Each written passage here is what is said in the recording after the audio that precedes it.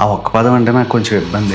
ఆ మూమెంట్ చాలా గొప్పగా అనిపించింది. ఇప్పుడు ఇష్క్‌లో గాజు ఇవ్వకపోతే వాళ్ళిద్దరు లవ్ సీన్‌లో లేదండి, అదే సినిమా 'గ్యాంగ్స్ ఆఫ్ గోదావరి' నేను విశ్వక్‌తో చేశాను. Hello everyone, welcome to our YouTube channel Beyond the Mic. Today it's our first episode. ఈరోజు మనతో ఉన్నది కృష్ణ చైతన్య గారు. He's a lyricist come director in Telugu film industry. Welcome sir. Thank you. Sir, before jumping in to proper podcast, like me personal life గురించి కొంచెం తెలుసుకుందాం. నేను పుట్టింది ఏలూరు అండి. ఆ అమ్మ వాళ్ళది అందరిది ఏలూరే.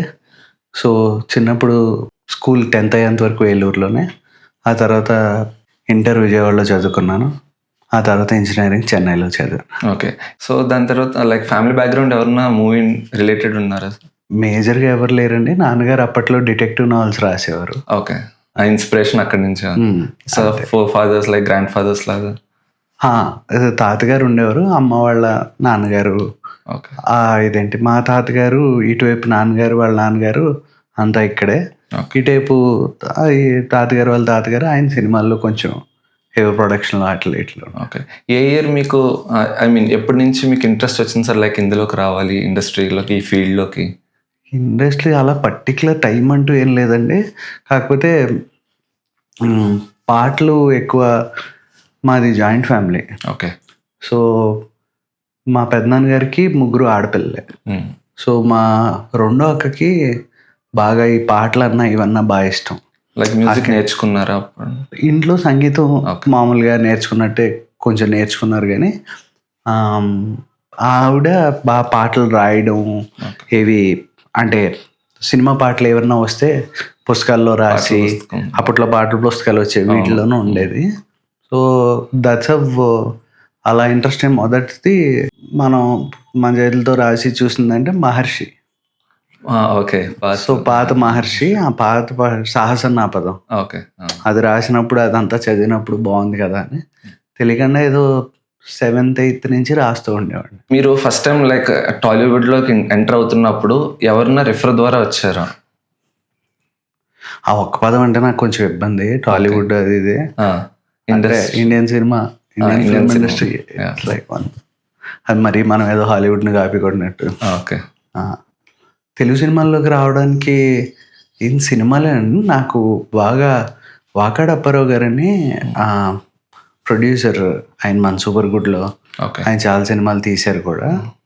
సో వాకాడ అప్పారావు గారు అబ్బాయి వాకాడ అంజన్ కుమార్ అని ఆయన మాకు మేము ఉండే అపార్ట్మెంట్స్లో చెన్నైలో చదువుకుంటున్నప్పుడు శశి అని వాళ్ళ తమ్ముడు మా ఫ్రెండ్. ఓకే, సో తన్ని శశిని అడుగుతూ ఉండేవాళ్ళం. అప్పుడు అంజనా నన్ను పరిచయం చేస్తే అంజనాన్ ద్వారా ఇండస్ట్రీకి ఫస్ట్ ఇక్కడికి రావడం. ఓకే, అలా వచ్చింది. అక్కడికి ఫస్ట్. మీరు ఫస్ట్ రాసిన సాంగ్ ఎప్పుడు అనేది గుర్తున్నది? నేను మొదటి రాసిన పాట నిజంగా గుర్తులేదు. అంటే సినిమా ఇండస్ట్రీకి ఇచ్చిన సాంగ్? సినిమా ఇండస్ట్రీలో నా మొదటి పాట ఆయన మ్యూజిక్ డైరెక్టర్ అనిల్ అని నా క్లోజ్ ఫ్రెండ్. ఆయన ఇప్పుడు లేరు.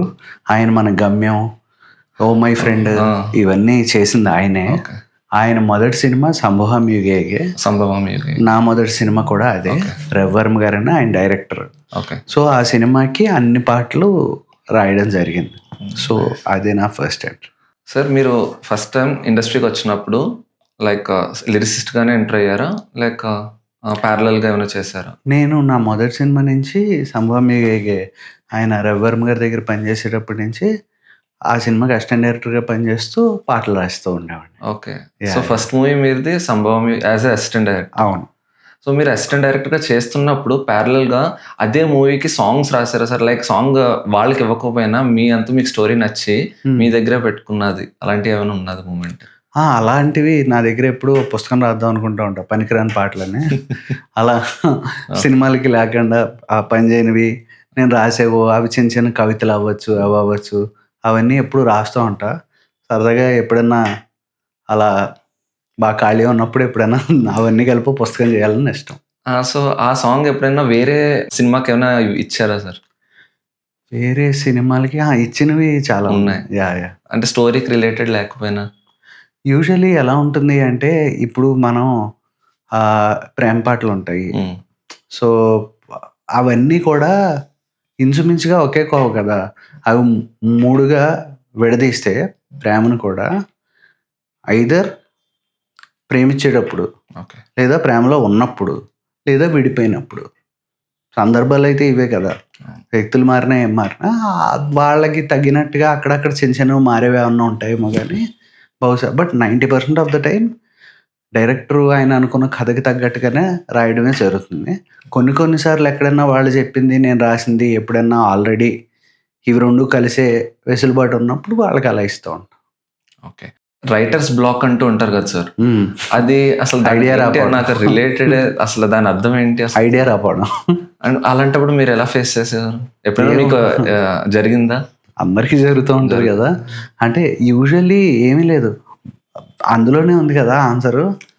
రైటర్ బ్లాక్ అయిపోయాడు అంటే వాడి దగ్గర ఐడియా రావట్లేదు, లేదా ఆ సందర్భం ముందుకెళ్ళట్లేదు, ఏదో ఒకటి ఉంటుంది. యూజువల్లీ చాలాసార్లు జరుగుతూనే ఉంటుంది. అంటే ఇది మేజర్గా ఎక్కడ తెలుస్తుంది అంటే ఇంట్రడక్షన్ సాంగ్స్ ఉంటాయి, హీరోల ఇంట్రడక్షన్ సాంగ్స్ ఉంటాయి, లేదా లవ్ సాంగ్స్ ఉంటాయి, లేదా మెలడీ. రెగ్యులర్ సిచ్యువేషన్లో ఉన్న ఏ పాట అన్నా మొదటిసారి ఆ రచయిత రాసేటప్పుడు అది చాలా ఈజీ. ఎందుకంటే మనకు 100 ఐడియాలు ఉంటాయి. ఆ ఐడియాల్లోంచి మన పర్స్పెక్టివ్ని పెట్టడానికి ఒక స్కోప్ ఉంటుంది. కానీ అదే సన్నివేశం, అదే సిచ్యువేషను ఓ 30వ 40వ 50వ రాస్తున్నప్పుడు, మళ్ళీ కొత్తగా ప్రజెంట్ చేయాల్సి వచ్చినప్పుడు అప్పుడు దాన్ని బ్లాక్ అంటాం. అంటే యూజువల్లీ ఎందుకు అంటే on a given regular situation it's a love song. Okay. అబ్బాయి అమ్మాయి ఏదో ప్రేమించుకుంటున్నారు. ఎన్నిసార్లు రాస్తావు, ఎన్ని విధాలుగా రాస్తావు, ఎన్నిసార్లు చెప్తావు. సో అప్పుడు దాంట్లో కొత్తదనం వెతకడంలోనే కష్టం. అంటే స్టోరీకి తగ్గట్టు మీ ఇంటెన్షన్ మారుతూ ఉంటుందా సార్? 100%. అంటే అవి ఇప్పుడు ఇష్క్లో గాజు ఇవ్వకపోతే వాళ్ళిద్దరు లవ్ సీన్లో, నిత్యమైన లవ్ సీన్లో ఆయన ఏదైతే గాజు వేయడం ఉందో అదే ఆయన సబ్ టెక్స్ట్. అక్కడ ఐ లవ్ యూ అని పలికినదే నేను తాకిన గాజైనా అనే పదం అది ఆయన సీన్లో ఉండకపోతే రాదు కదా. రాదు. అలాంటివన్నీ కూడా ఆ సందర్భాన్ని బట్టే ఉంటాయి. సో ముందే లిరిసిస్ట్కి హోల్ స్టోరీ ముందే చెప్పేస్తారు కదా? Not essentially. మనం ఒక పాటో 2 పాటలో రాస్తున్నప్పుడు రాస్తున్న సందర్భాన్ని మాత్రమే చెప్తారు. ఆ సినిమాకి అన్ని పాటలు రాస్తున్నప్పుడు అప్పుడు సింగిల్ కార్డ్ అంటాం కదా. సింగిల్ కార్డ్ అన్నప్పుడు యూజువల్లీ చెప్తారు. అప్పుడు కథ అంతా తెలుస్తుంది కాబట్టి ఎండ్ టు ఎండ్ మనకు తెలుసు కదా, ఎక్కడ మొదలవుతుంది ఎక్కడి వరకు వెళ్తుంది. సో వాళ్ళు ఆ గ్రాఫ్ ప్రకారమే మనం ఆ గ్రాఫ్తో వస్తాం. సో ఫర్ ఎగ్జాంపుల్ ఒకే ఆల్బమ్కి 3 లిరిసిస్ట్ ఆర్ 5 ఈచ్ సాంగ్ ఒక 6 సాంగ్స్ ఉన్నాయి సార్. ఈచ్ ఒక్కొక్క సాంగ్కి ఒక్కొక్క లిరిసిస్ట్ ఉన్నారు. ఎలా కనెక్ట్ అవుతారు? ఇద్దరికి సేమ్ లిరిక్స్ వచ్చేస్తే ఒకే సాంగ్లో ఆ డైరెక్టర్ ఆయన చూసుకుంటారు కదా. ఓకే. సో ఆయనకు ఉండేది ఏంటి అంటే ఈ లిరిసిస్ట్తో ఏ వర్క్ చేయించాం, ఈ లిరిసిస్ట్తో ఏ వర్క్ చేయించాం, వాళ్ళల్లో మనం ఏం చూస్తున్నాం. ఒకవేళ పొరపాటున అలాంటి సిమిలర్ థాట్ వస్తే చెప్తారు, నేను ఈ ముందు పాటలోనూ తర్వాత పాటలోనూ ఈ సిమిలర్ థాట్ వాడానండి, ఇది వద్దు ఇది కాకుండా ఇంకేమన్నా చేద్దాం అంటారు. సో అందులోంచి మనం ఎక్స్ట్రాక్ట్ చేసుకుంటూ ఉంటాం. సో ఇది రెగ్యులర్గా అందరు రైటర్స్ చేసే. రైటర్స్కి డైరెక్టర్స్తో ఎక్కువ అప్రోచ్ ఉంటుందా? లైక్ ర్యాపో అంతా మ్యూజిక్ డైరెక్టర్స్తో ఉంటుందా? అది ఈక్వల్గానే ఉంటుంది. అంటే ఇట్ ఆల్ డిపెండ్స్ కదా. ఇప్పుడు ఒక ఆయన ఉంటారు, ఆ డైరెక్టర్ మ్యూజిక్ డైరెక్టర్ కూడా మంచి ఫ్రెండ్స్ అయ్యి ఉండొచ్చు కదా, వాళ్ళకే ఉంటుంది. ఇది ఎప్పుడు మ్యూచువల్గానే ఉంటుంది. ఎందుకు అంటే సందర్భం మ్యూజిక్ డైరెక్టర్ అనుకున్న తర్వాత ఏ లిరిసిస్ట్తో వెళ్దామంటే ఇదేంటి తెలుగు వచ్చిన మన మ్యూజిక్ డైరెక్టర్లు ఉన్నారంటే వాళ్ళైనా సజెస్ట్ చేస్తారు, లేదా ఆ డైరెక్టరు ఆయన ముందు వర్క్స్ ఆయన పనిచేసిన వాళ్ళకి ఇష్టం ఉంటుంది కదా, నేను పలానా రైటర్తో పలానా వర్క్ చేయించుకుంటాను అని. సో వాళ్ళు తీసుకునే కాల్ ఉంటాయి. Either way it's the same. Like మీరు ఒక పీక్ మూమెంట్లో ఉన్నప్పుడు సార్ ఒక స్టేజ్ ఉండే ఉంటుంది కదా, ఆ టైంలో ఇంకా పెద్ద లిరిసిస్ట్ మీకన్నా పెద్దోళ్ళు ఉండే ఉంటారు. సో వాళ్ళు ఎప్పుడైనా మిమ్మల్ని కరెక్ట్ చేయడానికి ట్రై చేశారా? సో అంటే కరెక్షన్ ఏమి ఉండవు. ఎప్పుడు కూడా ఎలా ఉంటుంది అంటే కరెక్షన్స్ ఉండవు కానీ సజెషన్స్ ఉంటాయి. లేకపోతే ఇదేంటి ఇది బాగా రాసావనే ఎప్రిసియేషన్ ఉంటుంది. అది అందరం మ్యూచువల్గా మాట్లాడుకునేది ఉంటుంది. కొంతమంది డైరెక్టర్స్ ఫోన్ చేస్తారు మన వర్క్ నచ్చినప్పుడు. అలా అనేక సందర్భాల్లో అనేక మంది నా ప్రేమ ఇష్క కాదల పాటలు శేఖర్ కమ్ల గారికి బాగా ఇష్టం. ఓకే. శేఖర్ కమ్ల గారు ఆ వర్క్ గురించి ఫోన్ చేసి పర్సనల్గా మాట్లాడిన సందర్భాలు ఉన్నాయి. సార్ మీరు రాసిన స్వామిరారా మూవీలో కృష్ణుడి వారసులంతా సాంగ్ ఉండాలి సార్. అది ఎందుకు సార్ లైక్ 3 times లిరిక్స్ మార్చారు? ఫస్ట్ కృష్ణుడి వారసులంతా, తర్వాత తస్కర తనయులు అంతా. అవును, అది దేనికి అంటే ముందు రాసినప్పుడు ఆ పాట అంతా కూడా ఆ పాటకి అంటే ప్రీ కాంటెక్స్ట్ ఏంటి అంటే రాసినప్పుడు ఫస్ట్ వీళ్ళందరూ దొంగలు, కానీ దొంగల్ని గ్లోరిఫై చేయాలి. అది మొదటి సాంగ్. ఇది కొంచెం ఇబ్బంది కదా, వీడు చేసే దొంగ పనులను వీళ్ళని ఎలా పొగుడుతాం? సో సరే, మనకి ఉన్న ఏమంటారు 64 కళ చోరకళ కూడా ఒకటి కాబట్టి వీటి గురించి చెప్తూ, ఎందుకు అంటే కృష్ణుడి గురించి చెప్తున్నప్పుడు ఆయన వెనదొంగని చిలిపిగా అంటారు కాబట్టి వాటిల్లోంచి తీసుకుంటున్నప్పుడు కృష్ణుడి వారసులు అంతా అంటే వీళ్ళు ఏదో ఒక గొప్ప పని చేస్తున్నారు అని, ఆరితేరిన ఈ చేతి వాటమిది అలనాటి మేటి కళలలో ఒకటి అని చెప్తూ చెప్పే ప్రయత్నం అది. ఆ తర్వాత అది వస్తున్నప్పుడు అలా అనడం మాకు నచ్చలేదండి అని కొంతమంది ఫోన్ చేసి అడిగారు. వాళ్ళు ఇదేంటి మన డైరెక్టర్తో మాట్లాడినప్పుడు మార్చినవేంటి అన్నప్పుడు మళ్ళీ తస్కర్ తనయులు అంతా, అది పాలిష్డ్ వే ఆఫ్ ఆ మాట ఏంటో అందరికీ తెలుసు. ఆ తర్వాత మళ్ళీ అది కూడా ఇబ్బందిగా అనిపించింది అంటే దాన్ని తీసేసి మామూలుగా పెట్టడం జరిగింది. ఆల్ 3 timesకి అజిత్ సింగ్ మళ్ళీ వచ్చి పాడే అది ఈజీయే కదా, పంచ్ ఒకటే బాంబేలో ఉన్న అక్కడి నుంచి చేసి పంపించాను. నాకు ఎప్పటి నుంచో ఒక డౌట్ ఉన్నది సార్. సపోజ్ మీరు తెలుగు లిరిసిస్ట్, తమిళ్ మూవీస్కి ఆ మ్యూజిక్ డైరెక్టర్స్ ఏమో తమిళియన్స్. అవును. మీరు తెలుగు లిరిక్స్ ఇచ్చినప్పుడు ఆ సిచ్యువేషన్ తగ్గట్టు లిరిక్స్ అదే అని వాళ్ళకి ఎలా తెలుస్తుంది?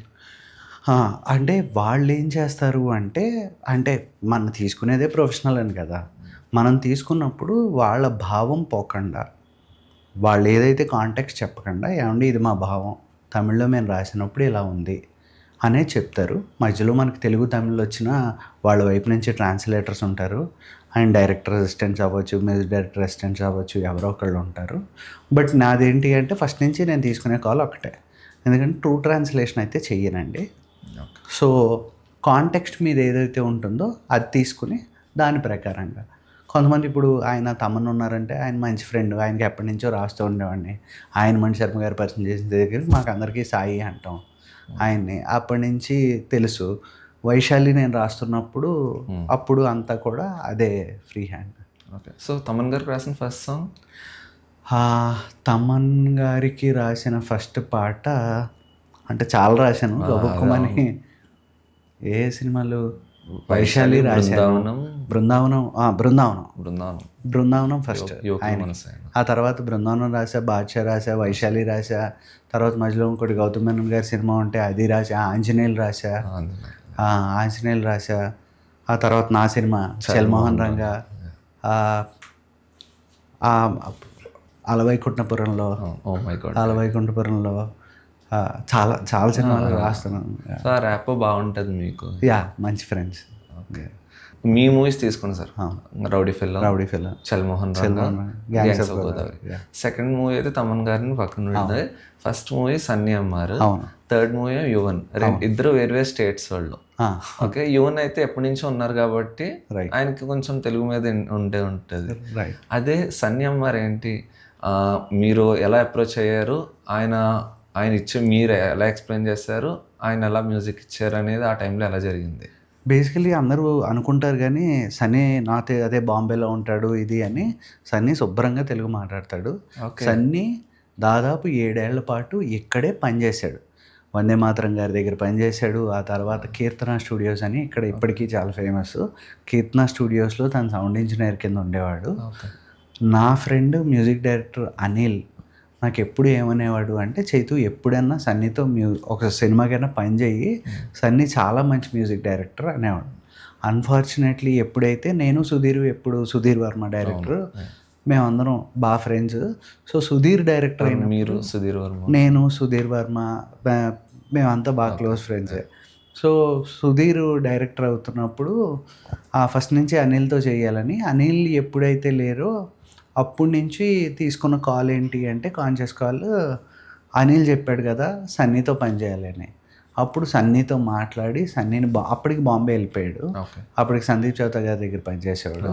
సో సన్నీతో పిలిపించి సన్నీతోనే కూర్చుని అలా స్వామి రారాకి ఫస్ట్ తీసుకొచ్చాం. అక్కడి నుంచి ఇద్దరం కలిసి పనిచేస్తాం. అంతే సార్. సార్ మీరు ఎప్పుడైనా ఒక కాఫీ షాప్లో ఉన్నప్పుడు, జస్ట్ జనరల్ కాన్వర్జేషన్ ఫ్రెండ్స్తో ఉన్నప్పుడు సడన్గా ఒక సిచ్యువేషన్ చూసి ఒక లిరిక్ రాసి అప్పటికప్పుడే ఒక టిష్యూ పేపర్ మీద రాసిన సిచ్యువేషన్ ఏమైనా ఉన్నదా?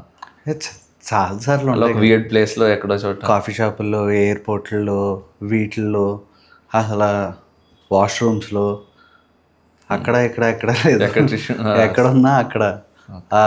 కారులో సినిమాకి వెళ్తున్నప్పుడు ఫ్రెండ్స్తో పాటు సడన్గా పాట ఇవ్వాలంటే అక్కడికక్కడ రాసింది మన ఆయన అనిరుద్ధ్కి సడన్గా అంటే గుర్తొస్తుంది అదో పాట. ఏది విక్రమ్ గారిదిను డేవిడ్ సినిమా, అదే డేవిడ్ మూవీ కనులే. ఆ పాట నేను బెంగళూరులో ఉన్నాను, ఫ్రెండ్స్, నేను నా ఫ్రెండ్ చిట్టి అని ఉంటాడు. మేము ఏదో సినిమాకి వెళ్దాం అనుకున్నాం. సినిమాకి వెళ్తుంటే దారిలో ఇప్పుడే రికార్డింగ్ అని ఫోన్ చేస్తే ఆ పాట ఆ స్పేస్లో రాసిందే. లైక్ సమ్టైమ్స్ మీ మూవీస్ నుంచే, మీరు రాసిన సాంగ్సే కాకపోయినా మీ మూవీస్ నుంచే తీసుకోండి.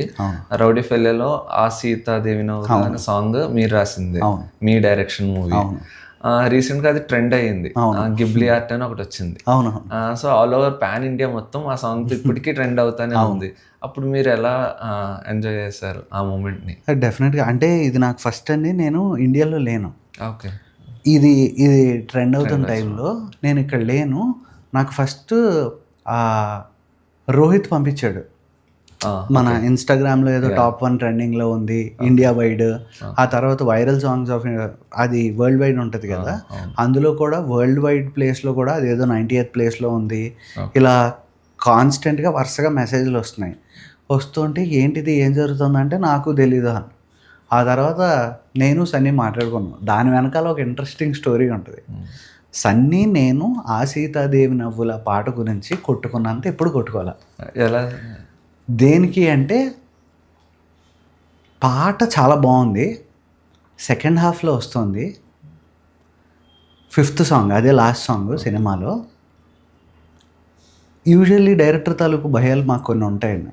ఇటు వచ్చి ఆలోచిస్తే నా లోపల లిరిక్ రైటర్కి ఈ పాట ఓకే, కానీ నా లోపల డైరెక్టర్కి సినిమాలో లాస్ట్ సాంగ్ ఇప్పుడు పెడుతున్నాము, జనాలకి ఆ ఎనర్జీను ఇవేమి ఉండవు కదా, మెలడీ బాగుంది, ఇది ఓకేనా కాదా, ఎక్కడో నాకు డౌట్. ఏంటి ఆల్టర్నేట్ చూద్దాం ఏది అని. సన్నీ వాళ్ళ వైఫ్ జెన్నీ ఇద్దరు కలిసి సూపర్ మార్కెట్లో ఉన్నాడు. కాసేపటి తర్వాత జెన్నీ ఫోన్ చేసి ఏమైంది సన్నీకే అని. ఏంటంటే వీడు అరుస్తూ తిరుగుతున్నాడు అంట ఇక్కడ సూపర్ మార్కెట్ అంట. వాడేమన్నాడు, ఈ పాట కానీ హిట్ అవ్వకపోతే నువ్వు నా పేరు తీసి నేను నాకు ఈ సినిమాకి డబ్బులు వద్దాను. యూజువల్లీ అండి, బియాండ్ ఎనీథింగ్ ఎల్స్ మనం బాగా చూసేది ఏంటి అంటే అట్లీస్ట్ నాకైతే మన టెక్నీషియన్లోని confidence. Okay. When somebody says it, ఇది ఉంటే బాగుంటుంది, ఇది డెఫినెట్గా వర్కౌట్ అవుద్ది. ఎందుకు అంటే అదే విషయం సోలోకి నాకును మన పరశురాం బుజ్జి ఉంటారు, అందులో అమ్మమ్మ పాట ఉంది కదా, నేను పెద్ద కాన్ఫిడెంట్ ఇది షూర్ షాట్ హిట్ అని. బుజ్జేమో అరే ఉంచుతామా ఏంటి తీసేద్దామా అంటే ఇది 100% హిట్ అయ్యే సాంగ్, మీరు మర్చిపోండి వదిలేయండి అని. సో ఐ కుడ్ రిలేటెడ్ ఆ సీతాదేవి నవ్వులా కూడా, ఎందుకంటే దాని గురించి అంత కాన్ఫిడెంట్గా రెండే ఉంటాయండి ఎప్పుడు. ఎందుకంటే అప్పటి వరకు నేను ఇంకా లిరిక్ రాయిలా, ట్యూనే ఉంది. సో ఇది చెయ్యాలా వద్దా అన్నప్పుడు సో సన్నీ ఎప్పుడైతే అంత కాన్ఫిడెంటో ఓకే చెయ్యాలి. నా మనసులో ఫీలింగ్ ఏంటి, ఇది ఏమన్నా ట్యూన్ యావరేజ్గా ఉన్నా మనం లిరిక్తో ఇప్పుడు దీన్ని పైకి తీసుకురావాలి అన్న తర్వాత అప్పుడు ఇంకో ట్విస్ట్ ఏంటంటే అందులో అరిజిత్ గంటలో వెళ్ళిపోతున్నాడు యుఎస్, ఏదో షోనో ఏదో, గంటే టైం ఉంది, ఇప్పుడు గంటలో రాయాలి. నా సినిమాలకి స్వతహాగా నాకు పాటలు రాయడం ఇష్టం ఉండదు. ఎందుకంటే నేను కథలో నుంచి ముందు ఉంటాను కాబట్టి ఓ ఏడాది అందులో ట్రావెల్ అయ్యి ఉంటాం. ఒక్కటే కన్విక్షన్ ఉంటుంది, కొత్తగా రైటర్ బయట నుంచి రాస్తే ఇంకోటి ఏదన్నా ఓపెన్ అవుతుంది. ఆ రోజు రాసే టైం కానీ నేను ఇంకోళ్ళని కాంటాక్ట్ చేసే టైం కూడా లేదు. అందుకని నేనే రాశాను. సో రాసినప్పుడు పెద్ద ఆలోచించలేదు, కానీ ఆ తర్వాత చాలామంది చెప్పినప్పుడు చెప్పారేంటి అంటే, ఏమండి సీతాదేవి ఆవిడ గురించి మాట్లాడినప్పుడు ఎప్పుడు అశోకవనంలో సీతని మాట్లాడతాం, లేదా ఆడపిల్లలకి సీతని పెట్టాలంటే కొంచెం భయపడతామండి. ఆవిడ చాలా కష్టాలు చూశారు, అంత అంత గొప్ప ఆవిడ, అంత దేవత ఆవిడే అన్ని కష్టాలు చూసి వచ్చారు కదండి. మొదటిసారి మీరు ఆవిడ నవ్వుతో పోల్చారండి అన్నారు. అది యాదృచ్ఛికంగా జరిగింది, కానీ పైన భగవంతుడు రాముల వారు ఏమన్నా ఇచ్చారేమో కానీ మన చేతుల్లో లేనిది. సో ఆ సీతాదేవి నవ్వుల, అందుకనే వీడు మళ్ళీ ఎలాంటి వాడు అంటే లక్ష్మణుడే లేని రాముడే. ఎందుకు అంటే కథ ప్రకారం చెప్పడానికి అలా ఉంటుంది కదా, క్యారెక్టర్ని తీసుకుంటారు. దానికి వచ్చిన అంటే ఇది ఇప్పుడు వస్తుంటే అండి, దీనికన్నా ముందు నేను షాక్ అయింది ఏంటంటే 2016లోనే ఎప్పుడో నాకు సడన్గా ఎవరో యూఎస్ నుంచి కాల్ చేశారు. కాల్ చేసి, అండి కృష్ణ చైతన్య గారు? అవునండి. మీరే కదండి ఆశిత? అవునండి. ఆ అబ్బాయి అమ్మాయి వాళ్ళిద్దరూ ఈ పాట వింటూ కలిశారంట యూఎస్లో ఫస్ట్ టైం. ఆ తర్వాత ఆ పాట గురించి అలా మాట్లాడుకుంటూ వాళ్ళు తర్వాత ప్రేమించుకోవడం, వాళ్ళిద్దరూ పెళ్లి చేసుకోవడం జరిగిన తర్వాత వాళ్ళ ఫస్ట్ యానివర్సరీకి నా ఫోన్ నెంబర్ పట్టుకొని వి ఓవ్ యూ అండి అని ఫోన్ చేశారు. That was really overwhelming. నాకేం చెప్పాలో కూడా తెలియలేదు. ఆయన పేరు కూడా నాకు గుర్తులేదు, కానీ but through me podcast I want to thank them also. These were ఇప్పుడు గిబ్లీ ఆర్ట్ వచ్చే ఫస్ట్ మూమెంట్ కన్నా ఎవరో జీవితంలో ఆ మూమెంట్ చాలా గొప్పగా అనిపించింది. సో మీ పాట ఒక ఇంపాక్ట్ కలిగించింది అంటే నాకు సీతారాం శాస్త్రి గారు ఎప్పుడో మాట చెప్పేవారండి. ఆయనతో చాలా మంచి పరిచయం ఉండేది. ఇప్పుడు ఖాళీగా ఉంటే ఆయన దగ్గరికి వెళ్ళి కూర్చోవడం అది చేసాను. నేను గొప్ప పాట రాసేవని నువ్వు అంటున్నావు, అది నా గొప్పతనం కాదు, నీ లోపల అవే భావాలు ఉంటాయి. అవి ఎవరన్నా చెప్పినప్పుడు నువ్వు అప్రిషియేట్ చేసేది నీ లోపల ఉన్న గొప్ప భావం గురించి. దాన్ని వ్యక్తపరిచే వేదిక ఇంకోళ్ళ ద్వారా రావచ్చు, కానీ ఎందుకంటే వినేవాళ్ళకి ఆ టేస్ట్ లేకపోతే రాసేవాళ్ళు ఎన్ని రాసినా తనకు కూడా అనిపించాలిగా ఇది మంచిది అని. అంటే తనలో ఆల్రెడీ భావం ఉందిగా. So it is always that relation. And art itself is beautiful. Why? Because we're all just an echo of somebody's silence. ఇంకొకటి కేశవ మూవీలో అవును ఏడిస్తే రారు డీప్ ఉంటుంది సాంగ్, నా ఆల్ టైమ్ ఫేవరెట్. అసలు అంత సిచ్యువేషన్ ఎలా క్రియేట్ చేసుకున్నారు? సిచ్యువేషన్ సందర్భం ఇదంటే కథలోంచి తనకి ఆ టైంకి చెల్లి ఇబ్బందుల్లో ఉంటుంది, తినేదో చేయాల్సి వస్తాడు, ఇదంతా ఉంటుంది కదా. బట్ బియాండ్ దట్ సన్నీ పంపించాడు, ఆ ట్రాక్ వచ్చింది. అంటే అందులో అది నేను నమ్మే ఫిలాసఫీ అండి. ఓకే, నేను లైఫ్లో నమ్మే ఫిలాసఫీ. ఇప్పుడు ఎందుకంటే మన నుంచి ఏదంటే ప్రతి ఒక్కరికి గతం స్వాగతం ఉంటుంది కదా. మన గతం ఒకటి ఉంటుంది, స్వాగతం ఒకటి ఉంటుంది. అంటే నా గురించి నన్ను రిఫ్లెక్ట్ చేసుకోవాలంటే ఏదైనా పాట ఉంది అంటే ఆ పాటతో నేను బాగా ఇదవుతాను. ఎందుకంటే నేను నమ్మేదే అది. అంటే మీకు ఎన్ని కష్టాలు ఉన్నా ఎవ్వడు, ఎందుకంటే are pain is somebody else's information, nobody cares about you. So it is always that. అందుకనే గుండెల్లో కంగారు వివరంగా విందెవరు, చూస్తూనే ఉంటారు అంతే లోకం తీరు, ఏడిస్తే రారెవరు తీర్చరుగా బాధ ఎవరు. సో చల్మోహన్ రంగా డైరెక్టర్ మీరే, కానీ స్టోరీ త్రివిక్రమ్ గారు. లైక్ మీ మీద నమ్మకం ఎలా వచ్చింది సార్ ఆయనకి మీకు ఇద్దామని?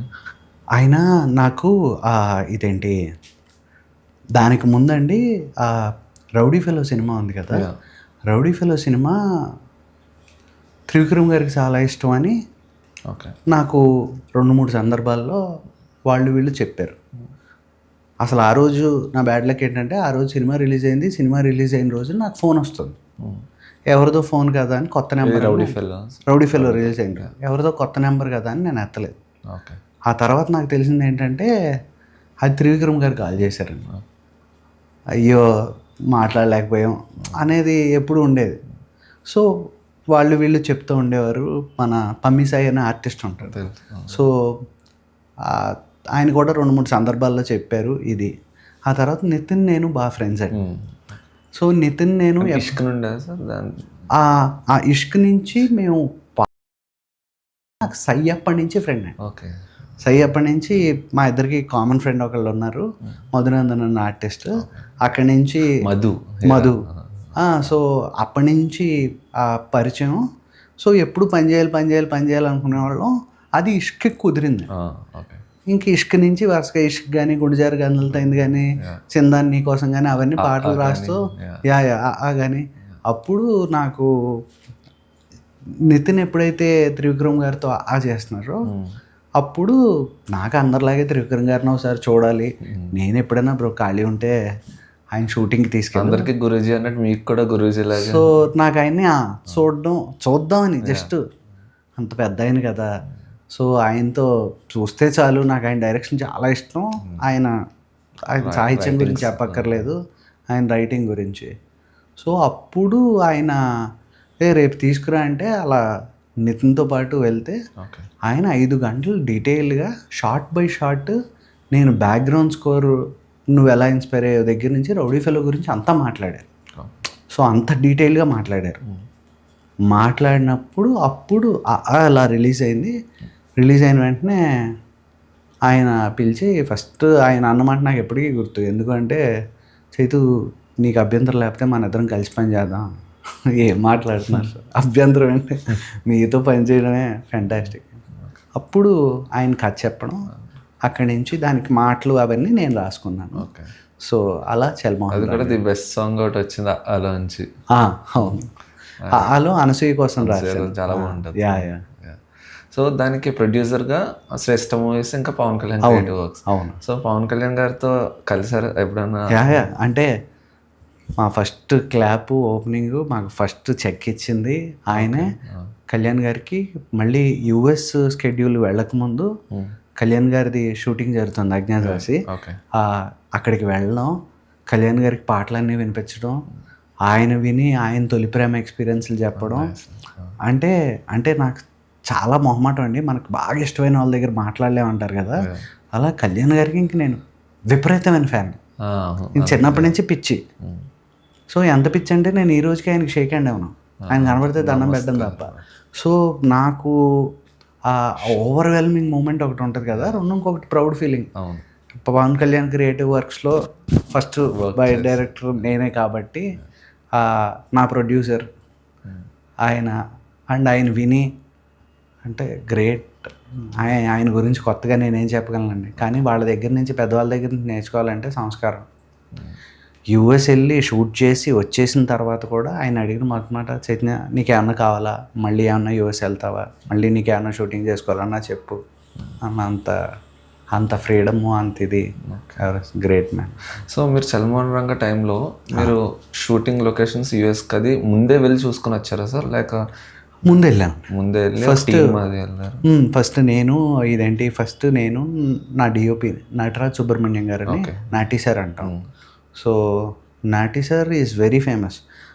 ఆయన చేశారు లవాజ్కల్, జబ్బీ మెట్, పర్నీత, బ్లాక్ ఫ్రైడే ఇవన్నీ ఆయన డిఓపి.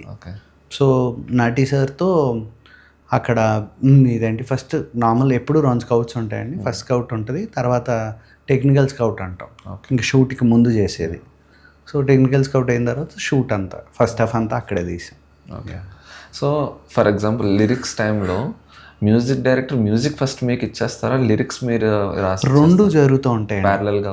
కొన్నిసార్లు పాట ముందు రాస్తాం, కొన్నిసార్లు లిరిక్ ముందు అవుతుంది. ఇప్పుడు చల్మోహన్ రంగా విషయానికి వస్తేనే ఆయన కేదార్ అని రైటర్, ఏది లాస్ట్ పాట ఉంది కదా వారం కానీ ఫస్ట్ లుక్ సోమ వారం మాట, అది ఫస్ట్ ఆయన లిరిక్ రాశాడు.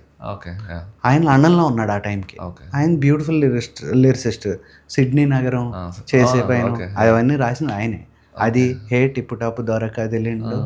సో ఆయన సురేంద్ర కృష్ణ కాదండి, అది రాసింది కేదార్. కేదార్ ఆయన పొడుగ్గా ఉంటారు. ఆయన ఆయన ఆయన సాఫ్ట్వేర్ ఇంజనీరు, లండన్ వెళ్ళిపోయారు, అక్కడ సెటిల్ అయిపోయారు. అందుకని కాకపోతే నాకు కేదార్తో పనిచేయడం ఇష్టం, ఆయన శైలి ఇష్టం. అప్పుడు ఫోన్లో మాట్లాడితే లండన్ నుంచి రాసి ఇచ్చేసాడు. సో అలా ఆ పాట ఆయన రాశాడు, దానికి ట్యూన్ తమన్ గారు చేశారు. షూటింగ్ లొకేషన్స్ ఉన్నప్పుడు ఎప్పుడైనా స్ట్రెస్ ఫీల్ అయినప్పుడు ఏమైనా లైక్ కోప్పడే సిచ్యువేషన్స్ ఏమైనా వచ్చి ఉన్నాయా సార్? అసలు అంటే కోపం అంటేనండి మామూలుగా యూజువల్లీ చాలా కోపం ఎక్కువ వస్తాయి అంటారు కదా, బట్ కోపం ఎందుకు వస్తుందో ఆలోచించారా? బాగా అరిచేవాడు భయస్తుడు. ఓకే. సో సెట్లో ఎక్కువ డైరెక్టర్ అరుస్తాడు, ఎందుకు అంటే వాడికి ఉన్నంత భయం ఎవరికి ఉండదు. సాయంత్రం అయితే ఓ 10-15 లక్షలు ఖర్చు అవుతుంది, బోల్డ్ అంతమంది రిసోర్స్, అండ్ మనం ప్రొడ్యూసర్కి ఆన్సరబుల్. సో ఇంతమందిని ఒక 200 to 300 పీపుల్, వెస్టెడ్ ఇంట్రెస్ట్స్ ఉంటాయి, ఎవరే మూడ్లో వస్తారో తెలీదు. అందులో కెమెరామెన్కి ప్రాబ్లమ్స్ ఉంటాయి, టాప్ లైట్ వస్తే వాళ్ళు షూట్ చేయలేరు. సో అంతమంది ఒక చోటకు వచ్చిన తర్వాత ఆర్టిస్ట్కి ఏదో ప్రాబ్లం ఉండదు, లాస్ట్ మినిట్లో నేను లైన్స్ మార్చచ్చు. సో వీటిలన్నిటి మధ్యలో షూట్ చేస్తాం కాబట్టి ఆ స్ట్రెస్లోంచి వచ్చేదే అరుపులు. అవి అందరూ అరుస్తారు యూజువల్లీ. అది ఎందుకు అంటే చాలా ఆ డైరెక్టర్ చాలా అరుస్తాడు అని బేసికలీ ఎవడు అరిచినా దాని వెనకాల ఉండేది ఏంటి అంటే భయమే. బాగా భయస్తుడే ఎక్కువ అరుస్తాడు. ఓకే. శర్వానంద్ ఇంకా రాశి ఖన్నా మూవీ ఒకటి మీరు డైరెక్ట్ చేయాలి. అవును. అది షెల్వ్ అయిందా లేక కంటిన్యూ? లేదండి, అదే సినిమా గ్యాంగ్స్ ఆఫ్ గోదావరి నేను విశ్వక్తో చేశాను. అప్పటికి ఏంటంటే శర్వా గారి డేట్లు ఇంకా కొంచెం టైం పట్టేలాగా ఉన్నాయి. అప్పుడు నేను వెళ్ళి శర్వా గారిని అడిగాను. అడిగిన తర్వాత ఏమండి కొంచెం టైం పడుతుంది కదా అంటే, లేదు చైతన్య హ్యాపీగా నువ్వు చేసే అన్నారు. అప్పుడు ఎందుకంటే ఆ ప్రాజెక్ట్ అప్పుడు ఈయన విశ్వక్ డేట్స్ మన వంశీ గారి దగ్గర ఉన్నాయి, నాగవంశీ గారి దగ్గర. సో అడిగిన వెంటనే పాపం అటు విశ్వ గారు ఇదేంటి ఒబ్లైజ్ అయ్యారు, ఇటు ఏమంటారు శర్వా గారు కూడా ఒబ్లైజ్ అయ్యారు. కాబట్టి ఇప్పుడు ఇమీడియట్గా ఇదేంటి ఈ నాగవంశీ గారు త్రివిక్రమ్ గారు మళ్ళీ ఈ టేప్ టేక్ ఆఫ్ చేశారు. మళ్ళీ మనకి ఎనీవే నాకు నెక్స్ట్ పీపుల్ మీడియాతో ఇంకో కమిట్మెంట్ ఉంది, నెక్స్ట్ సినిమా వాళ్ళకి చేస్తాను. Like upcoming projects as a లిరిసిస్ట్గా బిగ్ ప్రాజెక్ట్స్ ఏమైనా ఉన్నాయా? ఐ డోంట్ నో, అదేంటి ఏమో ఆ పెద్ద ప్రాజెక్టు చిన్న ప్రాజెక్టులు ఇవి నాకు తెలియదు కానీ అండి, ప్రాజెక్ట్స్ అయితే పక్కన ఇప్పుడు నడుస్తూనే ఉంటాయండి. ఇప్పుడు నా ఫ్రెండ్స్ ఫిలిమ్స్ అవ్వచ్చు, బయట వాళ్ళు అవ్వచ్చు, ఇవి అవ్వచ్చు, ఏవో ఒకటి పాటలు అయితే అవుతూ ఉంటాయి. ఓకే సార్, మీరు అసిస్టెంట్ డైరెక్టర్గా వర్క్ చేశారు, ఇంకా ఇప్పుడు లిరిసిస్ట్, డైరెక్టర్, ఇంకా డైరెక్టర్గా చేస్తున్నారు, ఇంకా యాడ్స్ కూడా చేస్తున్నారు అని ఉన్నాం. ఇవన్నీ ఎలా టైం మేనేజ్మెంట్ చేసుకుంటున్నారు సార్? మనకున్నదే టైం అండి. I think if we seriously want to work there is lot of time for all of us. And నేను బేసిక్లీ ఎందుకు అంటే when I started off I came from ad film background. So నేను O&Mకి వాటికి మన BBDOకి, so I use to work as a freelance copywriter back in 2007 అప్పుడు లూయిల్ ఇంటర్స్ ఇవి. సో దానికి మీకు బన్నీ గారిది ఐ ఫీల్ అప్ అని ఉండేది కదా, 7 ఆ టైంలో అది ఆ క్యాంపే అప్పుడు నేను రాసిందే అది.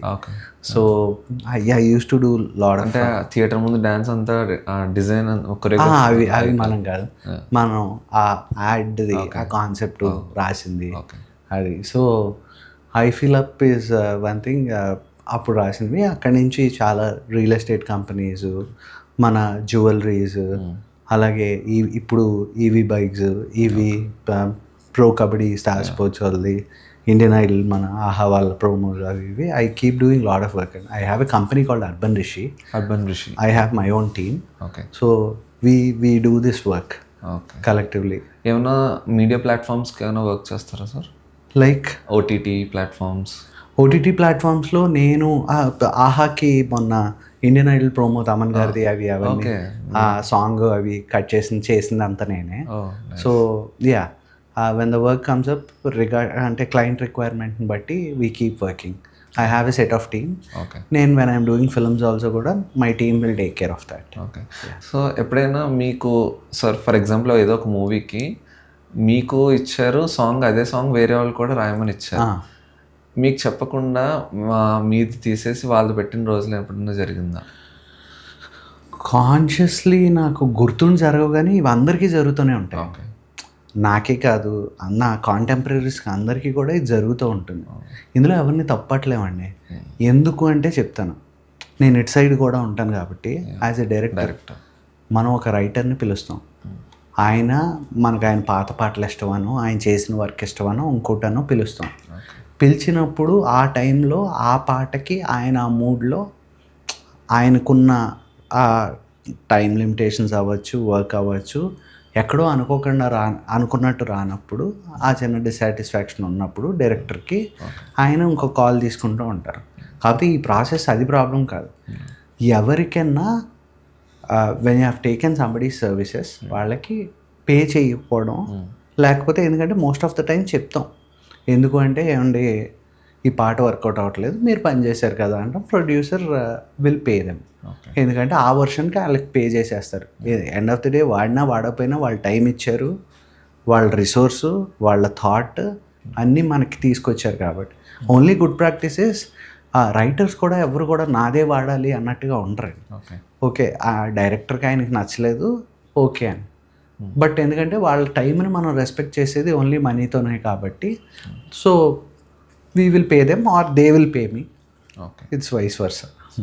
సో త్రివిక్రమ్ గారికి మీరు 2 సాంగ్స్ రాశారు కదా సార్. ఒకటేమో అలో అనసూయ కోసం, ఇంకోటి అలా ఏదైనా 2 times 3 times రాశారా, లేక ఒకసారికే రాసి ఒప్పుకున్నారా? అలవైకుంఠపురం అండి 2.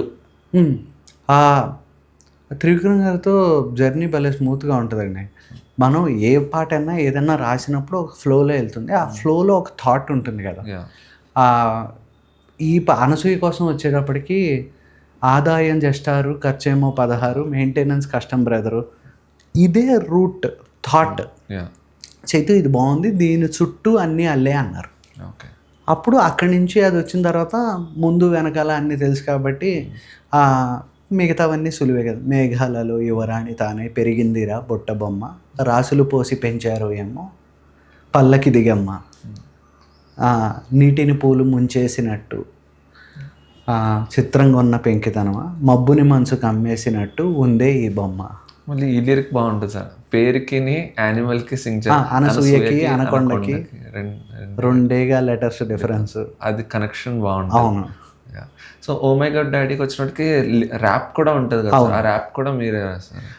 ఫస్ట్ ర్యాప్ మధ్యలో ఒక ర్యాప్ రోల్ రైడర్, మిగతావన్నీ నేను రాసింది. ఓకే, అంటే తెలుగు వచ్చినప్పుడు మీరు రాశారు? తెలుగు అన్నీ నేను రాశాను. ఓకే, అది కూడా వన్ టైం సెలెక్షన్ అయినా? అది చిత్రంగా ఏంటంటే అది మేము కాకినాడలో మొదలుపెట్టాం. అక్కడ కాకినాడలో ఆయన షూటింగ్ చేస్తున్నారు, నన్ను అటు రమ్మంటే అక్కడికి వెళ్ళాను. అక్కడ ఏదో ఇలా చేద్దాం చేద్దాం అన్నారు. అక్కడి నుంచి హైదరాబాద్ వచ్చాం. హైదరాబాద్ వచ్చిన తర్వాత పల్లవి ఒకసారి చరణ్ ఒకసారి రాసాం, అయిపోయింది. దట్టు ఒక ఆల్బమ్ మొత్తానికి నేషనల్ అవార్డు వచ్చింది అలా. అవును, అంటే ఆయన fantastic music. That's all sir. Thank you so much for coming. Thank you Jaydeep. అడగగానే ఒప్పుకున్నారు. అయ్యో థ్యాంక్ యూ. అండ్ నీకు మీ బియాండ్ ద మైక్ ఛానల్కి కూడా ఇలా నువ్వు చాలా ఎపిసోడ్స్ చేయాలి. I'm happy that I'm doing your first episode. So pleasure sir, glad you are part of it. And thank you. And I really like the passion that you show. నీకు పాటలన్నా music అన్నా నీకు ఉన్న ఇష్టం, అది నాకు నీ మీద ఉన్న first respect. Thank you sir. And so నువ్వు ఇలా వెళ్తూ మళ్ళీ నీ 100 ఎపిసోడ్కి కలుద్దాం. డెఫినెట్గా సార్. Thank you.